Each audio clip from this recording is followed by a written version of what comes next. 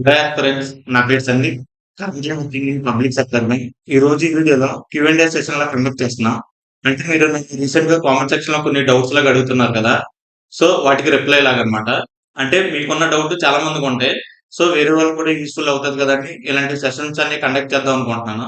So, video start చేయకముందు మొన్న Sridhar CC వాళ్ళు ఒక యూట్యూబ్ షార్ట్ అనేది అప్‌లోడ్ చేశారు కదా! అది నాకు చాలా మంది ఫార్వర్డ్ చేశారు టెలిగ్రామ్‌లో. బ్రో మీ వీడియో అనేది అప్‌లోడ్ చేశారని. నేను చూసాను ఆ వీడియో. అంటే కొంతమంది బ్రో మన టెలిగ్రామ్ ఛానెల్‌లో కూడా ఫార్వర్డ్ చేయొచ్చు కదా! అని అడిగారు. అంటే మన వీడియో మనం ఏం పోస్ట్ చేసుకుంటామని నేను బాగోదేమని నేను షేర్ చేయలేదు అంతే. అంటే కొంతమంది ఏంటంటే మీరు చూడలేదనుకుని మేము ఫార్వర్డ్ చేస్తున్నాం బ్రో అన్నారు. నేను చూసాను ఆ వీడియో అనేది. So thank you so much. అంటే టెలిగ్రామ్‌లో చాలా మంది నాకు ఫార్వర్డ్ చేశారు. చాలా మందికి రిప్లై ఇవ్వలేకపోయాను. అండ్ ఇంకోటి చాలా మంది పర్సనల్ గైడెన్స్ ఇమ్మంటున్నారు.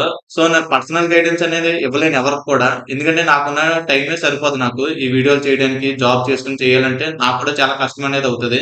ఇంకా కొంతమందైతే మనీ పే చేస్తాం బ్రో. పర్సనల్‌గా గైడెన్స్ ఇవ్వండి అంటున్నారు. సో అది కూడా నేను చేయలేను. నేను మీ దగ్గర తీసుకొని నేను మీకు న్యాయం అయితే చేయలేను. నాకున్న టైమింగ్స్ నాకు తెలుసు. నేను చేయలేనని. మళ్ళీ నాకది లైఫ్ లాంగ్ రిగ్రెట్ అనేది ఉండిపోద్ది నాకు. సో, అలాంటివి కూడా ఏమి చేయను నేను. నాకు ఏ విషయాలు తెలిసినా అయి నేను యూట్యూబ్‌లో మీతో ఫ్రీగానే పంచుకుంటాను. సో, చాలా మంది అడుగుతుంది పర్సనల్ నంబర్ కూడా అడుగుతున్నారు.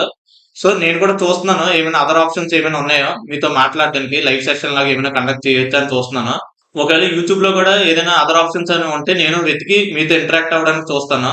So, that's it. ఇంకా వీడియో అనేది స్టార్ట్ చేద్దాం. సో, ఫస్ట్ క్వెషన్ చూసుకుంటే, అన్న నేను గవర్నమెంట్ సైడ్ వద్దామనుకుంటున్నా.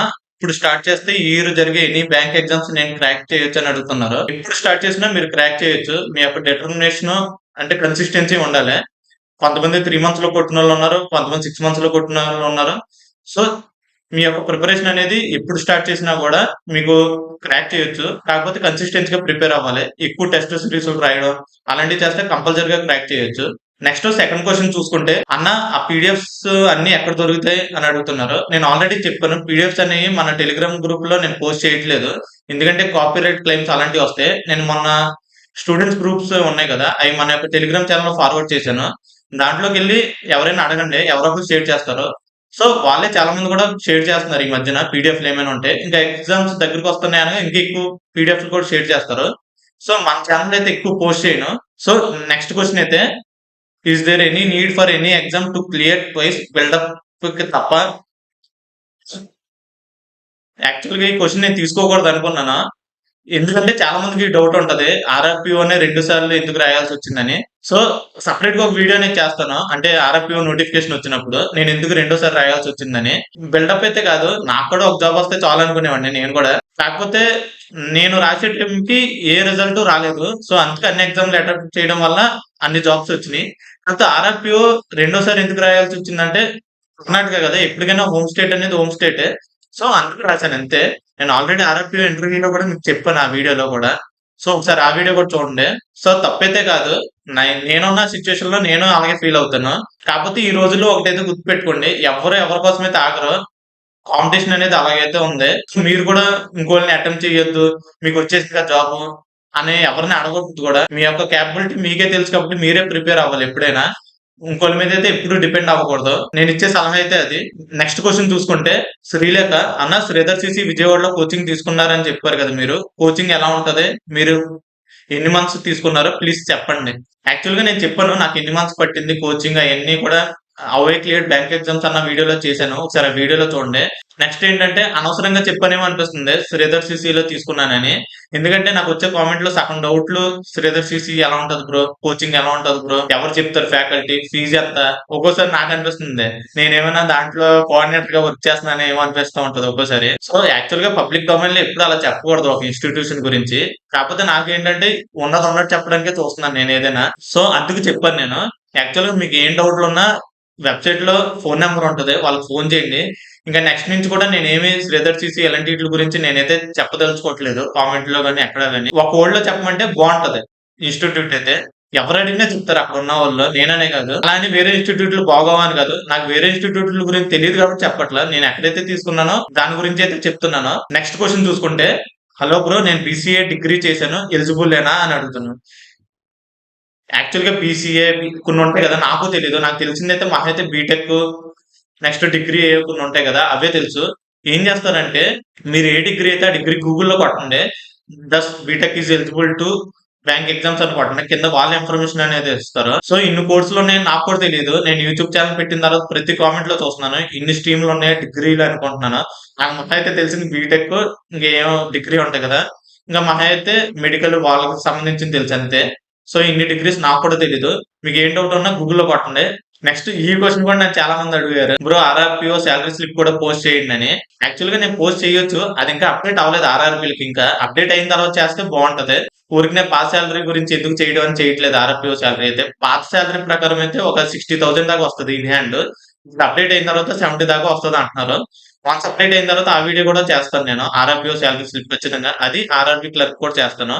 ఇంకోటేంటంటే సాలరీ స్లిప్‌లు ఎందుకు చేస్తున్నానంటే, నేను ప్రిపరేషన్‌లో ఉండేటప్పుడు నేను సెర్చ్ చేసేవాడిని. సాలరీ ఎంతొస్తదని. సో, అందుకే నేను కూడా మీకు కూడా తెలిసినట్టు ఉంటదని పోస్ట్ చేయడం. అంతే అంతకు మించి ఏం లేదు. ఇప్పుడు ఎవరు జాబ్ చేసినా సాలరీ గురించే జాబ్ చేస్తాం మనం. అది ఒప్పుకోవాలి మనం. సో, అందుకు మీకు కూడా ఎంతొస్తదని ఐడియా కోసం మీకు సాలరీ స్లిప్‌లనేవి పోస్ట్ చేస్తున్నాను. సో, మాక్సిమం అన్ని సాలరీ స్లిప్‌లు కూడా పోస్ట్ చేయడానికి ట్రై చేస్తాను ఫ్యూచర్‌లో కూడా ఏమేమి ఉన్నాయో. నెక్స్ట్ ఇంకో క్వెషన్ ఏంటంటే టెలిగ్రామ్ ఛానెల్ సెర్చ్ చేస్తున్నా కనిపించట్లేదు అని అడుగుతున్నారు. నేను యాక్చువల్‌గా టెలిగ్రామ్ ఛానెల్ అనేది కింద డిస్క్రిప్షన్‌లోని ఫస్ట్ కామెంట్‌లో పిన్ చేసి పెడుతున్నాను. కొన్ని ఫోన్‌లో ఏమవుతదంటే అది రీడైరెక్ట్ అవ్వదన్నమాట. This site can't be reached అని వస్తది. సో, అందుకే మీరు టెలిగ్రామ్‌లో సందీప్ కుమార్ ఎడ్యుకేటర్ అని కొట్టండి. మోర్ దాన్ 1200 మెంబర్స్ అయితే ఉంటారు. అదే మన యొక్క టెలిగ్రామ్ ఛానెల్. సో, మాక్సిమం నేనైతే 2, 3 ఫోన్‌లో చూసాను. సందీప్ కుమార్ ఎడ్యుకేటర్ అని కొట్టగానే టెలిగ్రామ్‌లో వస్తుంది. మరి కొంతమందికి రావట్లేదు అంటున్నారు. ఒకసారి రీచెక్ చేయండి ఒకసారి. నెక్స్ట్ క్వెషన్ చూసుకుంటే రామకృష్ణ అడుగుతున్నారు. బ్రో ఎవ్రీ ఇయర్ ఉంటాయా LIC notifications reply bro? LIC notifications అనేవైతే ఎవ్రీ ఇయర్ రావట్లేదు. Like IBPS PO, IBS clerk, SB PO, SB clerk, RRPO, RRB clerk వాటిలాగైతే రావట్లే. యాక్చువల్ గా ఎల్ఐసి నుంచి 3 మేజర్ ఎగ్జామ్స్ ఉంటాయి. LIC ADO, LIC AAO, LIC assistant. LIC assistant చూసుకుంటే 2019లో వచ్చింది. మళ్ళీ ఇప్పుడు దాకా రాలా. ఎల్ఐసి ఏఓ అయితే 2019లో మొన్న రీసెంట్ గా ఒకసారి వచ్చింది. ఏడీఓ కూడా అంతే రీసెంట్ గా వచ్చింది. సో మీరు బ్యాంక్ ఎగ్జామ్స్ కి ప్రిపేర్ అవ్వండి. వస్తే రాస్తారు. మళ్ళీ దాని గురించి నోటిఫికేషన్స్ గురించి వస్తదా రావట్లేదా టైం వేస్ట్ మనకి. వస్తే రాస్తారు. ఇంకోటి ఏంటంటే నేనైనా చెయ్యొచ్చు. ఎల్ఐసి నోటిఫికేషన్ ఎప్పుడు వస్తది, ఎస్బీ క్లర్క్ రిజల్ట్ ఇప్పుడు, ఎఫ్సిఏ ఎప్పుడు వస్తది, వ్యూస్ కోసం తప్ప ఎందుకు పనికిరాదు ఆ వీడియోలు అయితే నన్ను అడిగితే. మీకు టైం వేస్ట్, నాకు టైం వేస్ట్ అలాంటి వీడియోలు చేస్తే. అందుకే మాక్సిమం కంటెంట్ ఉన్న వీడియోలే చేయడానికి ట్రై చేస్తున్నాను. నెక్స్ట్ క్వశ్చన్ చూసుకుంటే వరప్రసాద్ సార్ ఎప్పుడు ఆర్ఆర్‌పిఓ నోటిఫికేషన్ అనేది వస్తదని అడుగుతున్నారు. IBPS RRB notification. యాక్చువల్ గా లాస్ట్ ఇయర్ అయితే మే 31 వచ్చింది. దాని ముందర చూసుకుంటే జూన్ ఫస్ట్ వీక్ ఎప్పుడు వచ్చినట్టుంది. మాక్సిమం వస్తది. June first week or second week. Notification అయితే కంపల్సరీగా వస్తది. ఎందుకంటే already prelims date, mains date అనేది రిలీజ్ అయింది కదా క్యాలెండర్ లో. నోటిఫికేషన్స్ అయితే వస్తాయి. తప్పకుండా వస్తాయి. అంటే కొంతమందికి ఎలక్షన్ కోడ్ అంటున్నారు కదా రావా అని అడుగుతున్నారు. అవి ఏమి ఉండవు. రేపటికి ఎలక్షన్ కోడ్ కూడా అయిపోద్ది. సో అన్ని నోటిఫికేషన్స్ చాలా వస్తాయి. నోటిఫికేషన్స్ అయితే ఊపిరి కూడా మీకు పీల్చుకునేవాడు. అన్ని నోటిఫికేషన్స్ వస్తాయి. నెక్స్ట్ వన్స్ ఎలక్షన్స్ కంప్లీట్ అయిపోయిన తర్వాత ఎస్బీఐ క్లర్క్ రిజల్ట్ గానీ, ఎస్బీఐ సిబిఓ గానీ, ఇంకా కొన్ని మెయిన్స్ ఎగ్జామ్స్ కూడా కండక్ట్ చేయాలి. సో నెక్స్ట్ నుంచి ఇంకా ఫుల్ బిజీ అందరూ కూడా. మాక్సిమం ప్రిపరేషన్ టైం అనేది యూజ్ చేసుకోండి. So that's it. ఈ వీడియో మీకు ఎంతో కొంత హెల్ప్‌ఫుల్ అయింది అనుకుంటున్నాను. ఎంతో కొంత హెల్ప్‌ఫుల్ అయింది అనుకుంటే మటికి వీడియోని తప్పకుండా లైక్ చేయండి.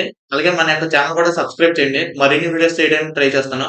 ఇలాంటి సెషన్లు ఇంకా కండక్ట్ చేయమంటారా లేదో కూడా చెప్పండి. మాక్సిమం కండక్ట్ చేయడానికి చూస్తున్నాను. అంటే వేరే వాళ్ళు కూడా యూస్ఫుల్ అవుతాయని అంతే. అంటే నా వీడియోలు చాలా మంది కొత్తోళ్ళే చూస్తున్నారు. అంటే అంటే మొన్న మొన్న రిలీవ్ అయినోళ్ళు, కొత్తగా బ్యాంక్ ఎగ్జామ్స్‌కి వస్తున్నోళ్ళు వాళ్ళ కోసమే చేస్తున్నారు. అంటే ఇంకా కొంతమంది ఏంటంటే ఎవరైనా కామెంట్ పెడితే దానికి రిప్లైగా కొద్దిగా సర్కాస్టిక్‌గా పెడుతున్నారు. అంటే మీకు అది కూడా తెలీదన్నట్టు. అలా అయితే ఎవరు పెట్టకండి. ఎందుకంటే మనకు కూడా స్టార్టింగ్ ఎవరికీ ఏం తెలీదు. సో కొంతమంది ఆర్ఆర్‌పిఓ ఇంగ్లీష్‌లో ఉంటదా? తెలుగులో ఉంటదా? అలాంటి డౌట్‌లు కూడా అడుగుతున్నారు. అంటే తెలీదు పాపం వాళ్ళకి. తెలియక అడుగుతున్నారు. సో ఆటిల మీద నేను సెపరేట్‌గా ఒక ఆర్ఆర్‌పిఓ, ఆర్ఆర్‌బీ క్లర్క్ సిరీస్ స్టార్ట్ చేస్తానన్నాను కదా! దాంట్లో క్లియర్‌గా అన్ని ఏ టు జెడ్ చెప్తాను. So that's it. ఎవరైనా మన యొక్క టెలిగ్రామ్ ఛానెల్‌లో జాయిన్ అవుదాం అనుకుంటే కింద డిస్క్రిప్షన్‌లోని ఫస్ట్ కామెంట్‌లో పిన్ చేసి పెడతాను. ఒకవేళ లింక్ అనేది రీడైరెక్ట్ అవ్వకపోతే టెలిగ్రామ్‌లో సందీప్ కుమార్ ఎడ్యుకేటర్ అని కొట్టండి. మోర్ దాన్ 1200 మెంబర్స్ అయితే ఉంటారు. అదే మన యొక్క Telegram channel. So that's it. Once again thank you for watching this video.